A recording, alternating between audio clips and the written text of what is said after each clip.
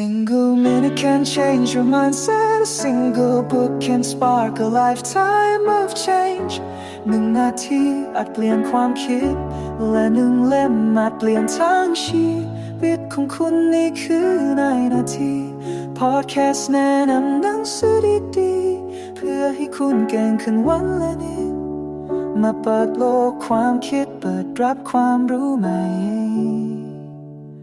ไปด้วยกัน สวัสดีครับ เคยสงสัยไหมครับว่าทำไมโลกเรามันถึงมีความแตกต่างกันขนาดนี้ บางประเทศนี่รวยเอาแต่บางประเทศก็ยังดูเหมือนย่ำอยู่กับที่ หนังสือ Why Nations Fail เนี่ยเขาพยายามจะไขปริศนานี้แหละครับว่าจริงๆแล้วอะไรคือจุดชี้เป็นชี้ตายของชะตาประเทศกันแน่ วันนี้เราจะมาเจาะลึกกันครับว่าหนังสือเล่มนี้เขามีคำตอบอะไรที่น่าสนใจบ้าง อะไรคือหัวใจสำคัญที่ทำให้ประเทศหนึ่งรุ่งอีกประเทศร่วง ซึ่ง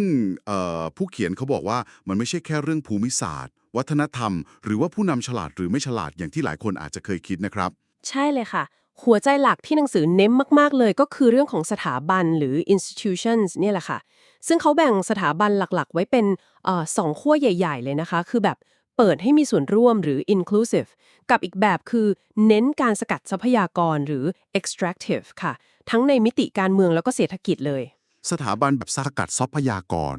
ฟังดูน่ากลัวนิดๆนะครับ มันเป็นยังไงเหรอครับ ก็ลองนึกภาพตามนะคะ สถาบันการเมืองแบบนี้เนี่ยอำนาจมันจะกระจุกตัวอยู่แค่ในมือคนกลุ่มเล็กๆค่ะ แล้วกลุ่มคนพวกเนี้ยก็จะแทบไม่มีใครมาขานอำนาจได้เลย ซึ่งมันก็จะนำไปสู่การที่เขาเอ่อสร้างสถาบันทางเศรษฐกิจที่เอื้อให้ตัวเองกับพวกพ้องเนี่ยสามารถตักตวงผลประโยชน์ หรือสกัดทรัพยากรจากคนส่วนใหญ่ในสังคมได้ง่ายๆค่ะ ครับฟังดูคุ้นๆเหมือนกันนะครับ แล้วแบบที่เปิดให้มีส่วนร่วมเหรอครับ มันต่างกันยังไง แบบ inclusive หรือเปิดให้มีส่วนร่วมจะตรงกันข้ามเลยค่ะ คืออำนาจทางการเมืองเนี่ยมันจะกระจายตัวกว้างกว่า มีการตรวจสอบถ่วงดุลให้หลายๆ กลุ่มเข้ามามีเสียงมีส่วนร่วมได้ที่เขาเรียกว่า pluralistic นะคะ แต่ในขณะเดียวกันรัฐก็ต้องมีความเข้มแข็งพอสมควรนะคะ คือต้อง centralize พอที่จะบังคับใช้กฎหมายให้เป็นธรรมกับทุกคนได้จริงๆ ซึ่งพอสถาบันการเมืองเป็นแบบนี้ มันก็จะไปส่งเสริมสถาบันเศรษฐกิจที่เปิดกว้างตามมา ครับ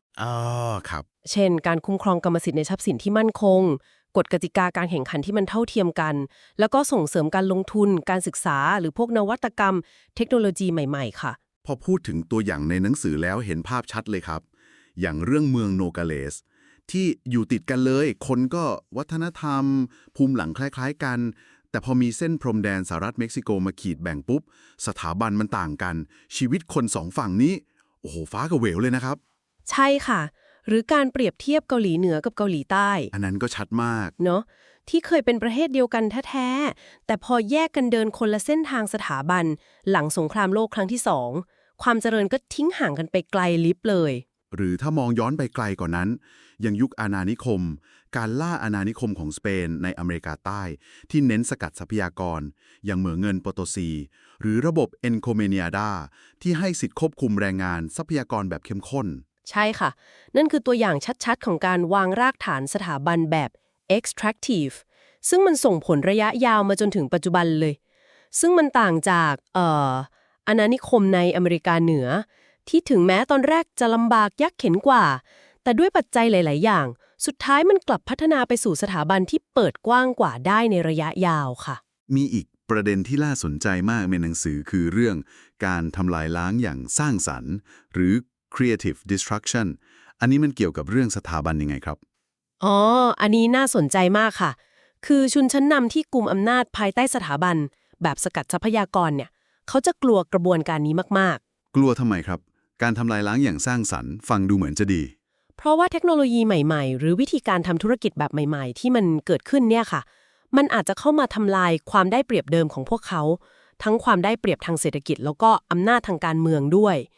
ในหนังสือมีเรื่องเล่าถึงขนาดว่าสมัยราชินีอลิซาเบธที่1ของอังกฤษนะคะมีคนคิดค้นเครื่องถักนิตติ้งได้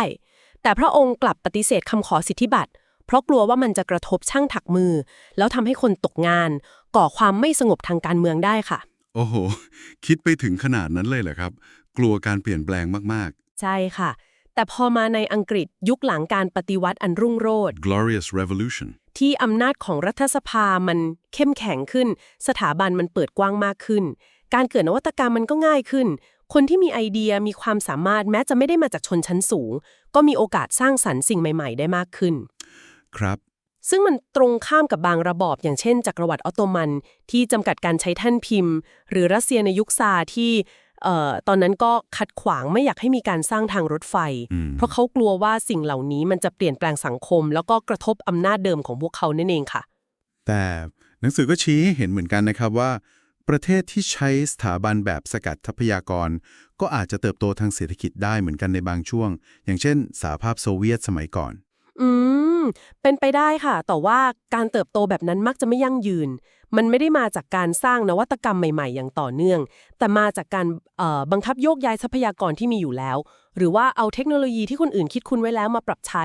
พอถึงจุดๆหนึ่งมันก็จะไปต่อไม่ได้สุดท้ายก็จะชะงักงันค่ะอ๋อเข้าใจแล้วครับมันเหมือนกับว่าวิ่งได้เร็วในช่วงแรกๆแต่สุดท้ายแรงหมดไม่ใช่นักวิ่งมาราธอนใช่ค่ะประมาณนั้นเลยค่ะแล้วก็มีอีกปัจจัยสำคัญที่หนังสือเน้นย้ำก็คือเรื่องของจุดเปลี่ยนครั้งสำคัญหรือ critical junctures อย่างเช่นเหตุการณ์โรคระบาดใหญ่ในประวัติศาสตร์อย่าง Black Death หรือการเปิดเส้นทางการค้าใหม่ๆข้ามมหาสมุทรแอตแลนติกหรือการปฏิวัติอุตสาหกรรมเหตุการณ์ใหญ่ๆพวกนี้เนี่ยมันจะส่งผลกระทบต่อสังคมต่างๆไม่เหมือนกันค่ะ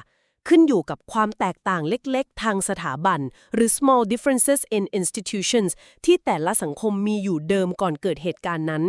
มันเหมือนเป็นทางแยกเล็กๆในตอนแรกแต่พอเวลาผ่านไปมันก็ยิ่งทำให้เส้นทางการพัฒนาของแต่ละประเทศแต่ละสังคมยิ่งถ่างห่างออกจากกันมากขึ้นเรื่อยๆฟังดูแล้วสรุปได้ว่ากุญแจสำคัญสู่ความมั่งคั่งความเจริญอย่างยั่งยืนที่หนังสือ Why Nations Fail ชี้ให้เห็นก็คือการมีสถาบันทั้งทางการเมืองและเศรษฐกิจที่มันเปิดกว้างเปิดให้คนส่วนใหญ่ในสังคมสามารถเข้ามามีส่วนร่วมได้จริงๆนะครับถูกต้องค่ะแม้ว่าการจะเปลี่ยนแปลงจากระบบที่เน้นการสกัดทรัพยากรมาเป็นแบบนี้มันคงจะท้าทายมากเพราะต้องมีกลุ่มอำนาจเก่าที่ได้ประโยชน์จากระบบเดิมคอยขัดขวางอยู่ใช่ค่ะ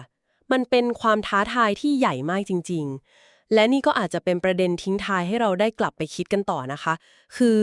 แม้ประวัติศาสตร์จะแสดงให้เห็นว่าไอ้วงจรของสถาบันแบบสกัดทรัพยากรเนี่ยมันฝังรากลึกและก็เปลี่ยนแปลงได้ยากมากๆแต่มันก็มีตัวอย่างที่สามารถทลายวงจรหรือหลุดออกจากวงจรนี้ได้สำเร็จเหมือนกันอย่างที่หนังสือยกตัวอย่างบอตสวานาหรือการเปลี่ยนแปลงที่เกิดขึ้นหลังจุดเปลี่ยนสำคัญต่างๆกุญแจสำคัญมันดูเหมือนจะอยู่ที่การเสริมสร้างพลังอำนาจให้กับแนวร่วมที่กว้างขวางในสังคมที่จะช่วยกันผลักดันการเปลี่ยนแปลงให้เกิดขึ้นได้คำถามชวนคิดก็คือในโลกยุคปัจจุบันตอนนี้มันมีความแตกต่างเล็กน้อยทางสถาบันแบบไหนที่เราพอจะมองเห็นอยู่บ้างที่อาจจะกำลังปูทางไปสู่ความแตกต่างอย่างใหญ่หลวงในอนาคตของประเทศต่างๆได้ก็เป็นเรื่องที่น่าติดตามนะคะสวัสดีค่ะครับเป็นคำถามที่น่าสนใจมากครับสำหรับวันนี้สวัสดีครับ Every page you turn is another step towards your success ทุกนาทีพลิกคืออีกหนึ่งก้าวสู่ความสำเร็จในแบบของคุณหากคลิปนี้มีประโยชน์ช่วยแชร์ไปให้คนที่คุณรักแล้วเอามาเรียนรู้สิ่งใหม่ๆไปพร้อมกันครับ